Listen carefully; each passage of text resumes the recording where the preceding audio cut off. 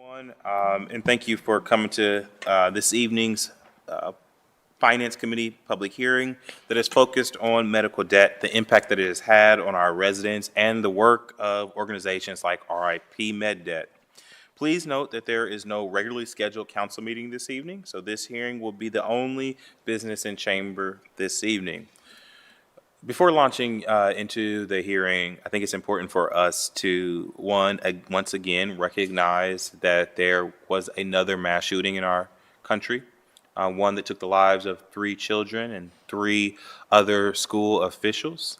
I think it's also important for us to recognize, as it is important for us to pause and to acknowledge this, that we are here by choices. We are here because states time and time again make choices not to regulate, not to do the easy thing, which is to say that some folks don't need guns. We are here because of choices that we are making that are allowing for our children, the most vulnerable amongst us, to be exposed. And so my hope is that, that we surround these families in prayer and support, that we pray and support the city of Nashville, and that we finally use this last instance as the motivation that we as a country need to do something. As we go into this hearing on RIPMD, it's important that we know who RIPMD is. They are a nonprofit organization that purchases large collections of medical debt at a fraction of the nominal cost and then forgives them. Ordinance 3567-2022 would allocate up to $2 million in funding to help families struggling with medical debts. With this group, RIPMD, based on their estimates, this will could cancel up to $200 million in debt for Columbus families. Again, based on the estimates coming from RIPMD, this initiative could cancel up to $200 million in Columbus families' medical debt. I want to thank former Council President Pro Tem Elizabeth Brown for bringing this idea to this council and advancing it late last year. We all concur that medical debt is a serious issue facing families, both nationally and in our city. Healthcare emergencies can affect anyone, but not everyone has the same ability to pay. According to the Kaiser Family Foundation, 4 in every 10 adults in the U.S. have some kind of medical debt. 2/3 of bankruptcies cite medical debt as a leading cause. Council is listening to residents and our health systems, and we see this as an opportunity to take some burden off some of our most vulnerable neighbors. This is a complex issue, and we are actively engaging with partners in the healthcare space to understand what this program will look like. We also want to hear from residents about the proposal, how it might impact families. Tonight, we will hear a presentation from Keith Hurl and Ruth Land from RIP Medical Debt about how the program works and the impact it could have in Columbus. We'll also hear public comment on the ordinance to contract with RIP Med Debt.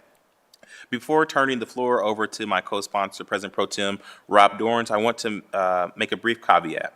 I don't expect that this one ordinance will solve all the problems plaguing our healthcare system. Some might complain that this rewards a private healthcare system that isn't well designed for poor and working class families.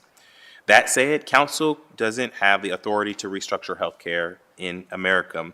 What we have the opportunity to discuss tonight is a proposal that could potentially mitigate the impacts of medical debt on our Columbus residents. I acknowledge the work that former President Pro Tem Liz Brown has done on this work. I would be sorely remiss if I didn't acknowledge all the work since that date that our current President Pro Tem, Councilmember Dorans, has done in advancing this and leading those very in-depth conversations. So with that, I'm going to turn it over to Councilmember Dorans, and then we want to just open it up, make sure Councilmember Bankston, who's also joining us, has an opportunity. Councilmember Dorans. Thank you, President Hardin. Before we hear the presentation from RIP Medical Debt tonight, I want to go through the background of the legislation, sort of factually where we're at, and sort of where we're potentially going with this. Ordinance 3567-2022. The actual language itself of the legislation is pretty simple. It says to authorize a director of Department of Finance and Management to enter a nonprofit service contract with RIP Medical Debt, to authorize the transfer of $2 million within the recovery fund, and to authorize expenditure of $2 million from the recovery fund.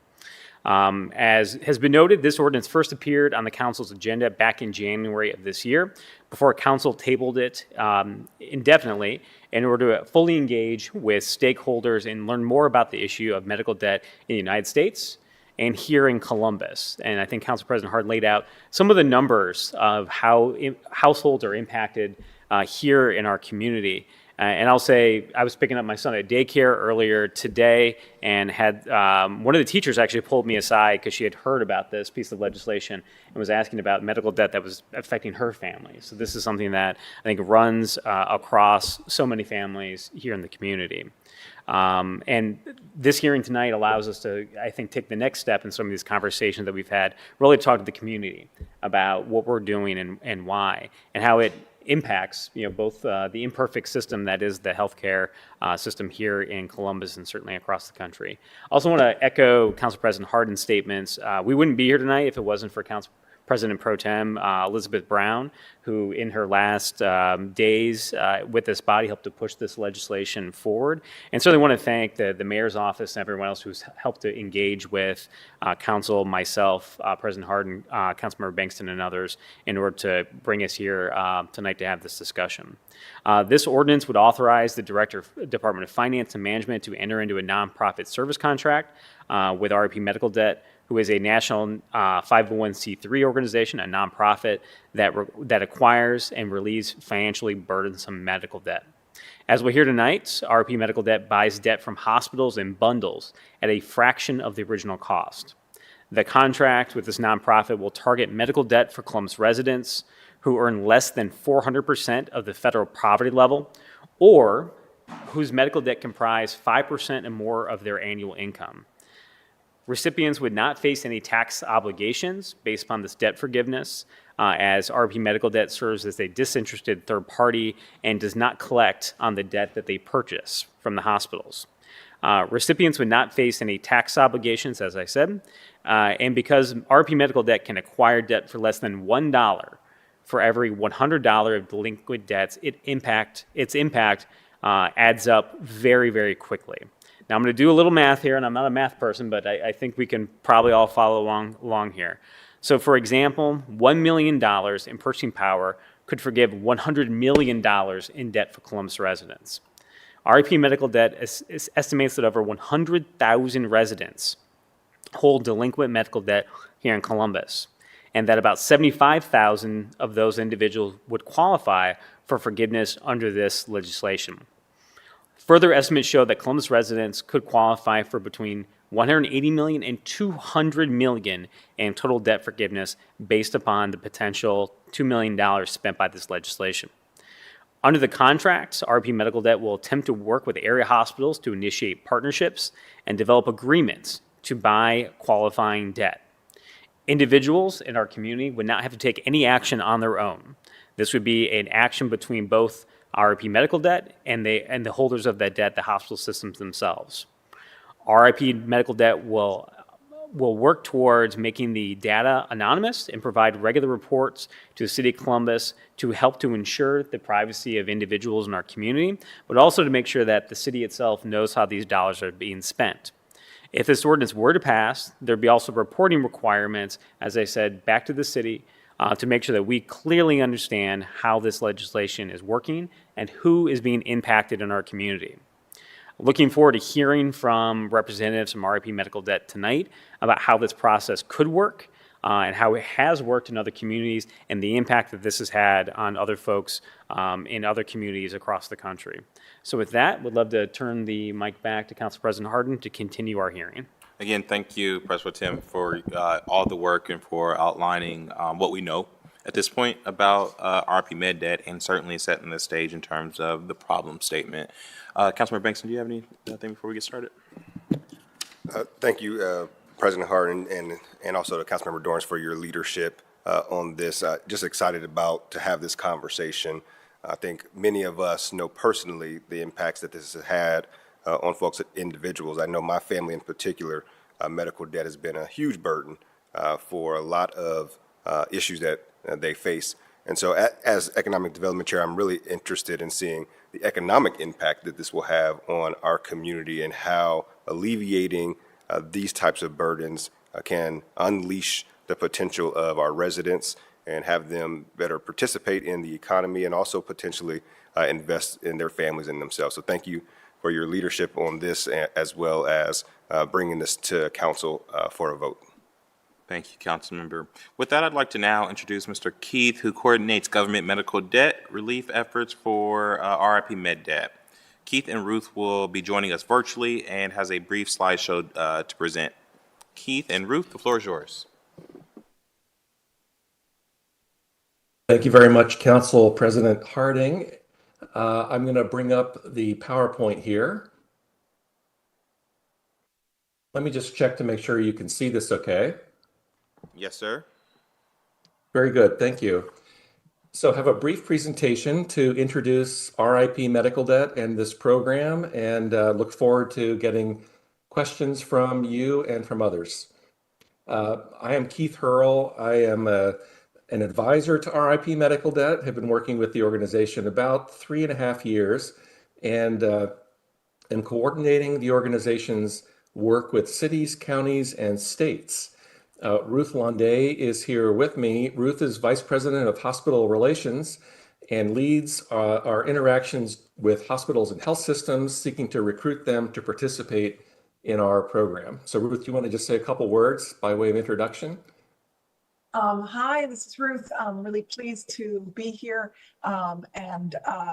Yes, it's very exciting to have this support as we go out to hospitals to work on this issue. So I'm good.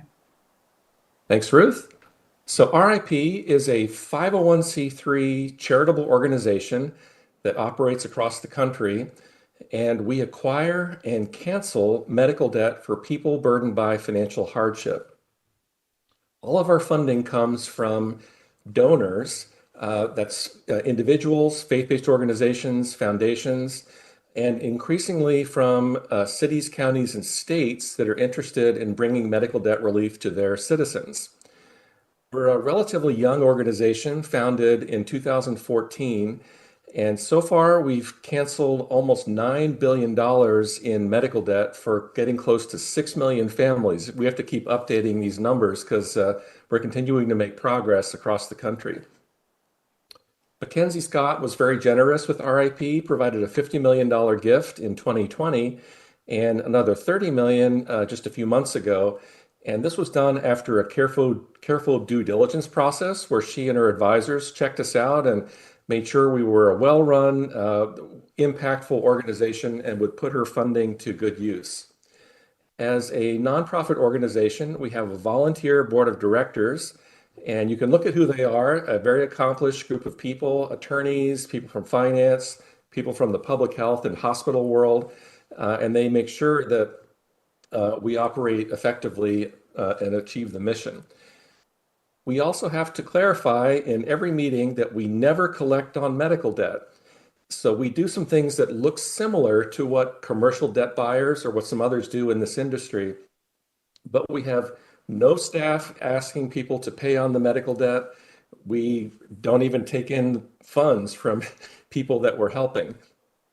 Our mission is at the very beginning here to acquire portfolios of medical debt and then cancel those debts. We're focused on this because medical debt is a problem.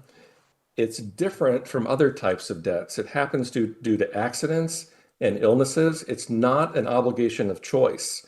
It also happens because there are gaps in insurance coverage, and there's some problems with our healthcare system that leave people with outstanding out-of-pocket liabilities that they're unable to pay, sometimes, months and years after they receive services. We know that many households have little by way of savings to buffer the shocks of a hospitalization, for example. And so when you end up with medical debt, it's a very meaningful thing for the household, and it creates a lot of issues. It's more prevalent in communities of color. It's known to contribute to poor physical and mental health and stress. It's clearly a drag on the economic recovery from the COVID-19 pandemic, which connects the dots back to a possible funding source for medical debt relief, which is the federal ARPA funds that cities, counties, and states are committing to medical debt relief in their communities. It's well known now as a social determinant of health due to its health impacts and mental health impacts. And we know that patients with burdensome medical debt delay the care they need. There's a recent Commonwealth study that shows that about 46% of people actually delay going to the doctor or back to get more healthcare services due to fear of incurring more medical debt and digging a deeper hole, basically. We also know these problems exist even after providers have stopped billing, have stopped calling, stopped sending letters. And they also exist if the providers don't rely on adverse credit reporting or lawsuits to collect the bills. So this is a serious problem, and RIP is definitely focused on helping to address it. In terms of the types of impacts that healthcare debt has on households, this is from Kaiser Family Foundation survey. People with medical debt cut back on basic necessities, food, clothing, other basics. Many use up all their savings to satisfy these medical bills as well. People delay buying a home or education, and some end up declaring bankruptcy or have actually lost their homes, lost their living situations over outstanding medical bills. We do have some data regarding how prevalent medical debt is across the country. This graph shows medical debt that's only showing up on people's credit reports. So we know this is an understatement as to how much medical debt is actually out there, because not all medical debt ends up on credit reports. Sometimes it ends up on credit cards, which means it shows up as something different than medical debt. And not all providers actually report to the credit bureaus when medical debt hasn't been paid. But in any event, this suggests that medical debt runs high in Ohio, higher than the national average. Franklin County runs a little bit high compared to Ohio. And you can see the numbers for communities of color running higher than white communities. So we know that our intervention is a health equity resource and helps to improve health in communities of color. What we do with hospitals is we ask them and other providers, we ask them to prepare data files of patient account information. And then we have access to data from TransUnion Healthcare. The data lets us look up the estimated federal poverty level for each household in those data files. And so we're able to establish and apply these particular criteria to identify the accounts that qualify for this program. So let's say a hospital sends a file with 100,000 accounts. Roughly 65 to 90% of those accounts are likely to qualify for debt cancellation because people are in households up to 400% of the federal poverty guidelines, or the amount of medical debt in the file is 5% or more of household income. So in these two circumstances, we want the entire account. We offer to acquire the entire balance, again, for less than $1, and then to cancel that obligation. And then we let people know that we've been able to acquire these accounts, and we send letters out indicating this is the case, and the medical debt has been canceled as a non-taxable event to the individual. To use City of Columbus funds, program recipients must be city residents. So the data we have gets down to, we have addresses and zip codes for every person that we're helping. In some cases, we go to zip +4 because we need to know specifically where the city boundaries go through different zip codes, and we go to that level of detail and that level of care to make sure that we're only using city funds for city residents. We do have other funds for those who don't live specifically in the city boundaries. And so when we work with a hospital, we say, don't just give us your city residents. We would like to look at the entire portfolio. We'll just have a mix of funding going in when we seek to acquire that portfolio. So to summarize what's being proposed by the city may appropriate up to $2 million of ARPA funds to provide medical debt relief. For every dollar that's appropriated, we can cancel $100 in medical debt. And this happens because of the pricing of medical debt portfolios once they reach a certain age.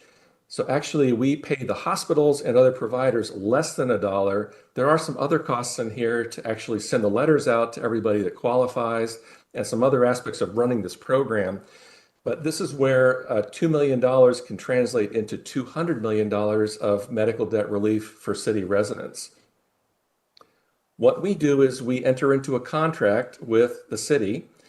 In this case, it would be a subrecipient agreement. Then Ruth works to recruit the hospitals and other types of providers on a confidential basis and acquire the qualified medical debt from them. We then, once we've acquired the accounts, we send letters out to the program recipients that medical debts have been acquired and canceled as a gift, which makes it a non-taxable event to the individual. Then along the way, we invoice the city for program costs. So we're not asking the city to send us a check for $2 million.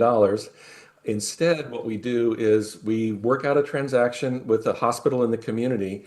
We know then down to the penny what the cost of that transaction is.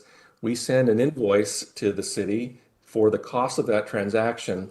And so if we end up not spending the $2 million, we'd end up not spending the $2 million. We only use the funds for particular transactions that we're able to we're able to make happen as the result of all this work. Then along the way, we will report data back to the city, how many people we've helped by zip code, by race, ethnicity, by age group, but not by providers. So the city, we will not be communicating that this particular account was with Ohio Health or Nationwide Children's or Mount Carmel. That information is kept left between us and the hospitals we work with. There are similar initiatives in place or in process across the country. Many of these are in Ohio, the ones that are in red here. So we're almost under contract with the city of Toledo, and Lucas County is working side by side with the city to do something across the county. We're working in Columbus, Cleveland, Akron, and Cincinnati, and those are at different stages of the appropriation and contracting process. Then we're working in Washington, D.C., in Milwaukee County. They just approved $1.6 million last week for medical debt relief. Also in Massachusetts and Georgia, in various states. And up in the upper left-hand corner, you see Cook County, Illinois. That was the first government jurisdiction to work with us by appropriating funds for medical debt relief. We have been up and running in Cook County since the beginning of August. And so far, 45,000 residents of Cook County have received relief through Cook County's ARPA funds and through their program, with many more to come over the next few months. For there, it's like a 2.5-year program. The goal is to cancel $1 billion of medical debt in Cook County. This was picked up in the New York Times and in some other press, and you can see this article here that's copied at the bottom of the slide. So when we're interacting with hospitals and physician groups, we like to describe how this is a win-win-win opportunity. Patients benefit because they experience debt relief on a tax-free basis. If that medical debt was on their credit report, that immediately is improved. Stress is relieved, enhances access to care because patients aren't as fearful of going back to the doctor or back to the hospital for services. The community is benefiting. We have some economic impacts for the community and addressing the social determinant of health. And the hospitals benefit as well. They're able to get some cash. It's not a lot of cash, but some cash for medical debt that is dormant, non-performing, sitting there. They're not working to collect it anymore. And we hear from providers that members of the medical staff and employees are actually very pleased that their organization is working to address this problem of medical debt together with us. And so there's employee satisfaction, medical staff satisfaction benefits as well. We have already been at work in the area in Columbus. So we do ask patients in those letters to tell us their story. And we have a couple of stories here from City of Columbus residents who were very thrilled to get this letter from RIP Medical Debt. In the first case, a medical bill of $700 was canceled. The second one, $2,800. And people are very, very thankful when these letters are received and people experience the relief associated with having medical debts canceled. We also hear good things from providers. Vituity is a physician staffing company, and we've worked with them in multiple states. Ballot Health was one of the largest and first transactions for RIP. They operate in Tennessee and Virginia. ANMed is a southeastern health system. And so far, we've been at work now with a number of hospitals across the United States. So with that is the presentation, and I'm going to take the slides down so we can answer questions. Thank you, Keith, for that presentation. I thought that was a really good way to walk through exactly what this is, how it would work in our community, and point to other communities in which you guys are working in. One of the things that stuck out to me, just even in your presentation, was this issue that, we talk a lot about RIP med debt through the lens of the impact this has on folks' finances, the most vulnerable's finances. But that anecdotal or maybe fact-based statement that you stated earlier, that when a person carries medical debt, they are actually less likely to go back to a hospital to care for their child or to care for themselves.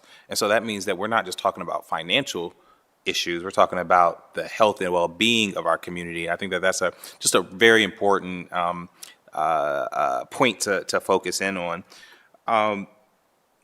Let me start. We're going to now open it up for questions from my colleagues. And one of the questions that I have, it seems like a lot of communities are opting to focus this conversation around the use of ARPA dollars. Could you talk about how you articulate and how we should articulate and understand, and maybe the public's understanding of what, how this is related to the pandemic, what has happened over the last couple of years for some of our folks who have been most impacted by this, and what you have seen in other communities using ARPA to advance RIP med debt? Very good question. We're talking to, I would say, 25 cities, counties, and states at the moment, and all but 2 have decided to tap the federal ARPA funds as the source of funding for their medical debt relief initiatives. And they're seeing that as an appropriate source of funding for a number of reasons. Looking at the different permitted uses of ARPA funds, you can use those funds to improve health. You can use those funds to improve the economic stability of households. You can use those funds to help with rental arrears or different types of things, delinquent mortgages, different types of personal or household debts. And medical debts are being considered similar enough to those types of household obligations that using it for medical debt relief is being well considered by these cities and counties and states across the country. It's clear that relieving households and communities of medical debt does have health benefits as well as economic benefits. And so this is all part of recovering from the pandemic. And one thing I would note is that the White House put out a fact sheet back in February celebrating the use of these particular funds in Cook County, New Orleans, Toledo, other places.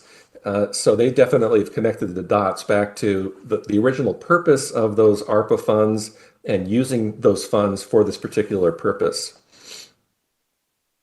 Thank you. I have several other questions, but we'll kind of do round robin. I'll open it up to my colleagues, and if they don't, or I'll take it after there. Councilman Bankson. Thank you again. You mentioned, some of the economic impacts. And has your company done any kind of studies, or have you seen what those economic impacts are in some of the other cities where this has been done? Well, we've been up and running now in Cook County since August of last year, and we have one transaction, one portfolio under our belts with several others waiting in the wings. So it's kind of early to be able to say this is the impact that we're having with a program very much like this. RIP has actually sponsored research into the impacts of relieving people from medical debt. That research just isn't ready to be published yet, but we wish it were. But we know from the testimonials we're getting back from all the patients that we're helping. You could just read a couple in the slides. We have, I don't know, we're up to probably a couple thousand of these testimonials now. We hear from the voices of the people we're helping the impact that it's having. And so we're convinced at RIP that all the effort we're putting in is definitely making a difference. Yeah, and I think, right, we know anecdotally, right, that increase in credit score right there gives those families the opportunity to participate in the market, whether it be buying a home, starting a business, or what have you. From the testimonies that you have had, have you seen, or can you just share a couple of things that have happened with folks once they get that higher credit score, or they get that debt taken off of their credit? Well, actually, let me pass this one to Ruth. I'm going to put you on the spot. Sure. I mean, yes, it is at the level of anecdote of hearing the stories. We, in fact, we have an anthropologist on our staff who is the person, if people do share their stories, who takes them in. You can read a lot of them on the website. We're trying to use the stories, the themes in the stories to feed our policy, because we know that doing this work is incredibly important to the people who benefit directly from it. But of course, we want to ultimately partner with others and solve the core issues so that we don't have to keep doing this forever. And when we hear from people that they have insurance, but they still have debt, or in terms of the credit report, a few people have said that will help them in terms of purchasing houses. So yeah, you can see we've got them on our website by location. You can read some of these things. So yes, it is anecdote, but anecdote organized as we get more and more. Hopefully will feed policy. And yes, there will be researchers. A lot of the stories about people delaying care that Keith mentioned, that was from a Commonwealth study, and there's Kaiser study. You can see a lot of information there about people delaying care because of cost. So that connection is even stronger than just our data. Yeah, one more thing I would say is there's more research on what happens to households when they get into medical debt than there is on what happens when people get out of medical debt. And what RIP has been doing is fairly new. And so there's not as much evidence, if you will, about that second effect. We definitely see the impact of getting into medical debt. That's Kaiser Family Foundation picks that up, and some others. So I don't know if this is a question for Keith or Ruth, so I'll just let either one of you jump in. So we've had a lot of discussions already with the hospital systems here in Columbus, and all of them have very good charity care policies for folks that are very, very low income, and we want to compliment the hospitals for having those policies in place. And I think it's somewhat unique in Central Ohio, in which all of the hospitals have the same policy because they coordinate together. We've tried to lay out some parameters here as far as who we really want to target with this legislation. Really, folks that are very much the working poor here in Columbus that have had an issue with medical debt in the past, that it's really hanging over their head. And I think when we talk about being at 400% of the poverty level or 5% of their annual income is this kind of debt. I want to talk through some process things of how RIP is able to get to a place in which we're able to identify these folks. Can you walk us through, how we've talked about this here in Columbus, how we've, sort of worked with you all sort of on the front end? Like, what is the process for sort of RIP medical debt to really identify folks that we're sort of saying, hey, these are people in our community that we think can benefit the most from this type of debt relief? How exactly do you all work to sort of identify those kinds of people? Ruth, going to take that one? Sure. So there are commercial firms out there. We're using TransUnion data, but there are companies out there that have income information on individuals. And so that's what we use and it doesn't, in Columbus or anywhere else, once we get the file from the hospital, we check the income.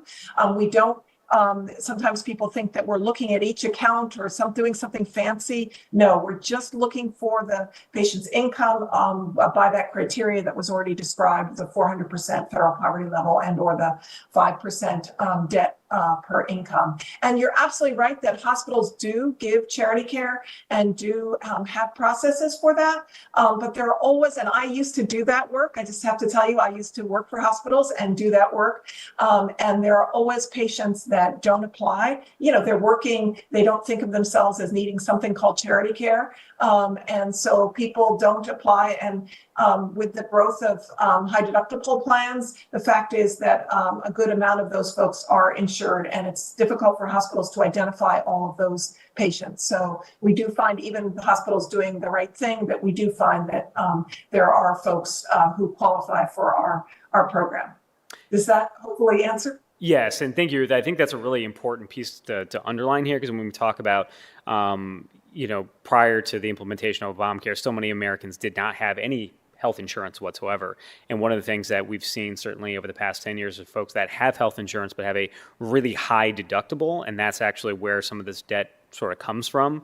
So even if, folks are, working every single day and full-time and those kinds of things, and they have insurance, they can still fall into this hole here and have it being hanging over their head for a very long time and have a significant economic impact on their household. So thank you for sort of walking us through that.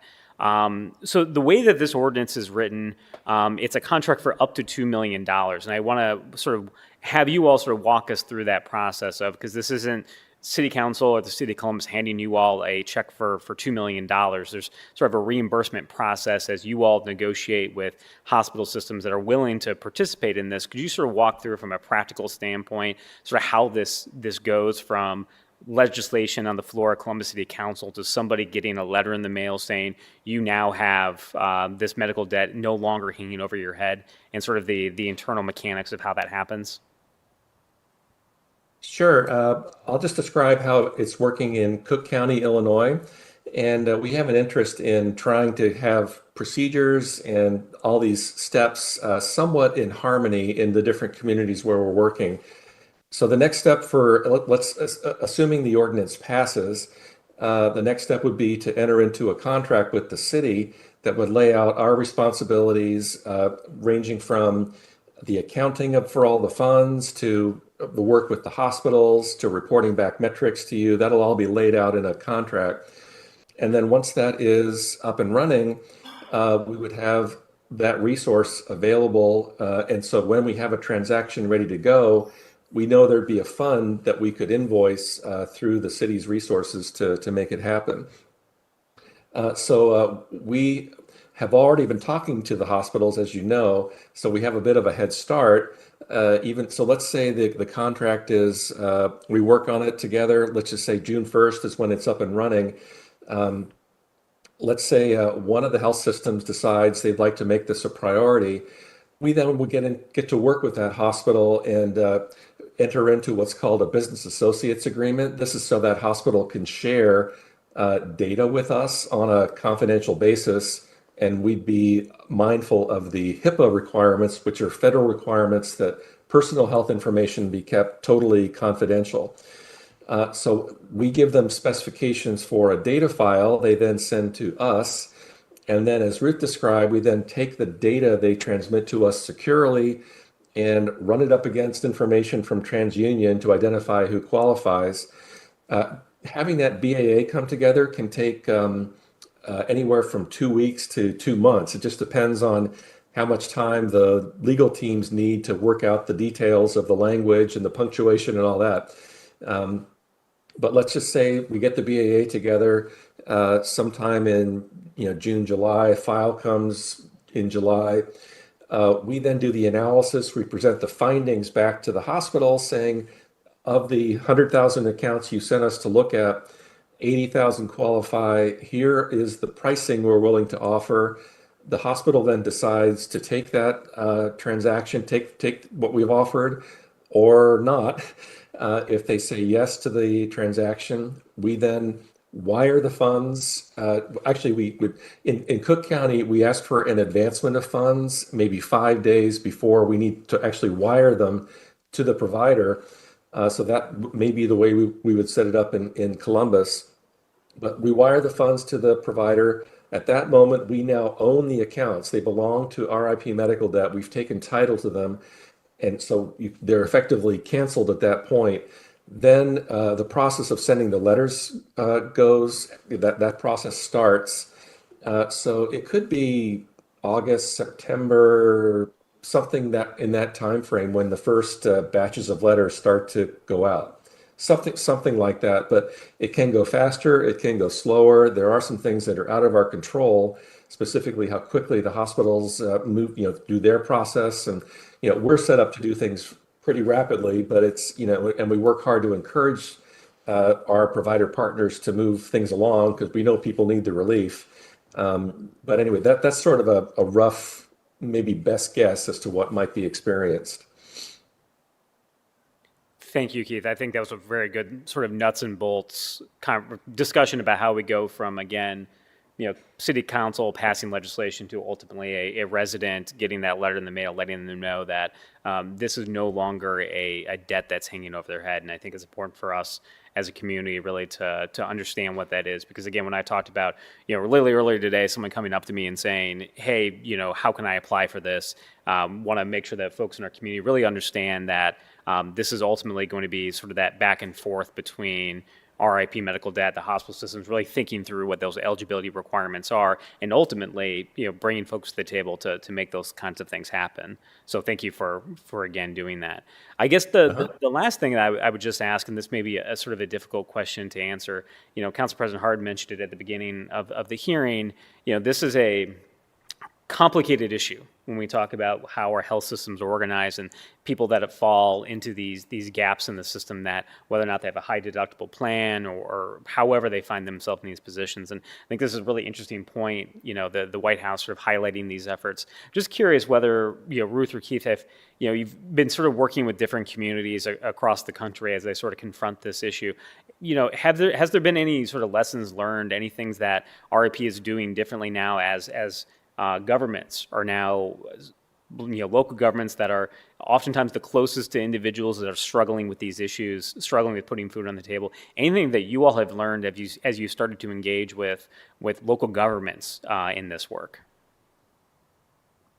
Well, I would just say because we're now working at a state level, and that's in Pennsylvania, in New Jersey, in New York, Rhode Island, states have more policy levers at their disposal. They're able to take a look at hospital charity care policies and how those work across the state, and maybe set a level playing field in terms of eligibility and how those programs work. And we know that some states are thinking about those types of things.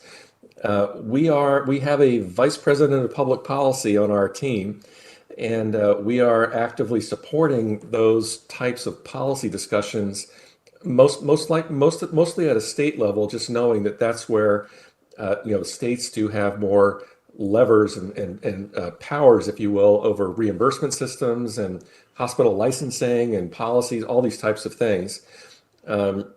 Even in the cities and counties, we are having these conversations. Not just, we know that medical debt relief through what we do as RIP, we're helping to clean up a historical problem, but tackling it going forward requires a lot of different systems change and policy change and that kind of thing. And we're here having those conversations pretty much everywhere we're up and running. Thank you, Keith. And I think, that underscores the point of, like, if nothing else, we want this to have an impact on folks in our community, but also sort of spur a conversation with healthcare partners and others in our community about how we can do better. And I think this is an interesting time for us to be asking that question with folks to answer that question. And I think, again, something as complicated as this, it's not going to have one single answer, but I appreciate you all helping with part of this and also being part of the discussion around this. So I don't have any additional questions. I want to throw it back to Council President Hardin. Thank you, President Pro Tem. I guess my last question before we open it up for our speakers or for folks who have testimony is, you're in 6, 7, 8, 10 different communities having this same conversation. Somewhere ahead of us in this conversation, understanding that this basically is a point in time help. So folks past debt we're able to work with hospital systems on. And is there any work being done beside, in addition to RIP medical debt and any of these other communities around helping people have a better, their hands wrapped around better just financial sustainability, or how to work through processes of debt going forward? Or is any other community using this as an opportunity to talk to people who have been burdened by debt, to talk about how now they can use this to move forward? Really, really great question. In 3 other cities, the folks there are looking at the letter process. People, all these individuals receiving medical debt relief through these letters, they're looking at the process of the letters going out as a way to communicate to people in financial hardship that there are resources out there. There are ways of signing up for coverage that may not have been thought about, or ways of enhancing financial literacy or health literacy. So the whole, this is a big communication that goes out across a city or a county. And, it's an opportunity to engage with the citizenry in terms of their health. How do you use the healthcare system? How do you smartly and connect to resources that are out there? So I can name the cities. One of them is in Ohio. We're looking actually at an opportunity to convene these folks together and really work with us on the letter process and how we communicate the results at the end of the process, the relief that's going in these, as stated in these letters, as a way of communicating with people and getting people better connected to resources and the like. So, Ruth, I don't know if you have another thought about that, but it's certainly, it's a place that we're thinking about it as RIP medical debt. Yeah, well. We're learning and trying things out. I mean, just remember, we are in more communities than the ones, Keith is listing the ones where there's local government funding us, but we are, of course, in many other locations as well, working with health partners and relieving debt with other kinds of funders. So yes, we have started a program. We want community groups who are on the ground doing other kinds of financial support to use us to build on the work that they're already doing, for example, supporting insurance enrollment. And there's a group in Michigan, as well as one in Illinois, that's just partnering with us and then sort of folding in their own efforts. So yes, we are open to finding ways that people can collaborate with us, use the work that they're doing, use the work that we're doing to make a more seamless way to support people. So just send us your ideas and we'll talk. Thank you. I think that certainly is an opportunity. I think that we should use this as a catalyst, or at least a foundation, to work with our residents, again, who are burdensome, who have this burdensome debt. And there are a lot of different ongoing initiatives that the city already supports in this space that I think would, and even in having conversations with the mayor about this, and I believe Councilmember Dorans as well, that we'd be interested in those type of conversations. With that, we will open the floor for public comment. The normal rules of speaking before council apply, and speakers will be called in order of the slips that we have received. You will have 3 minutes to provide your testimony. And if you could just, provide your name and if you represent any organization. The first speaker on the agenda is coming to us via WebEx, and that is Grace Schultz. Is Grace with us? Grace is not with us. The next speaker to come before council is Sarah Goff. Sarah Goff is supposed to be in the chamber. Sarah Goff is not in the chamber. Well, then those are the two speakers that we had signed up to speak.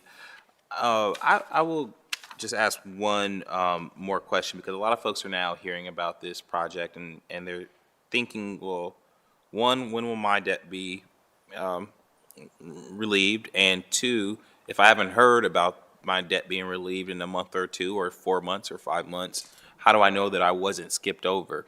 Is there any action that folks can take if they think that they qualify for debt relief and they haven't been notified? What is the other side for folks in our community to engage? Well, I think just to talk about what it takes for a specific individual to have his or her medical debt relieved, first we need to have access to that particular account from the hospital or physician practice where the individual got healthcare services. So step one is having the hospitals in the community actually agreeing to let us take a look at their medical debt portfolios, do the analysis and the like. And if that doesn't happen for whatever reason, then we won't be unable to help specific people. So I've described it as you could have two people, two houses, one household we've been able to help right next door, very similar household, we're unable to help that one. And it could just be the hospital where this person got services decided to work with us, and the hospital that the other person went to a different facility that decided not, for whatever reason, not to want us to take a look at their medical debt portfolios. And it really comes down to that. Then, in terms of, we do look up people's federal poverty level and income in the TransUnion data set. We need to connect the dots successfully to that individual. And it could be that what TransUnion tells us is they're at 403% of the federal poverty guideline, not 397, in which case they would not qualify. We have to set the limit somewhere. And so that's just part of the process. Thank you again, Keith. Well, I want to, again, thank you, the folks from RIP Medical Debt, for answering the questions, both Keith and Ruth, I apologize, for answering the questions that we have, for working with us.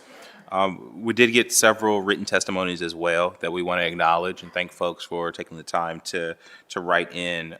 This is a very important ordinance that will have potentially a big impact on our community. So we want to make sure that we are getting as much input as possible.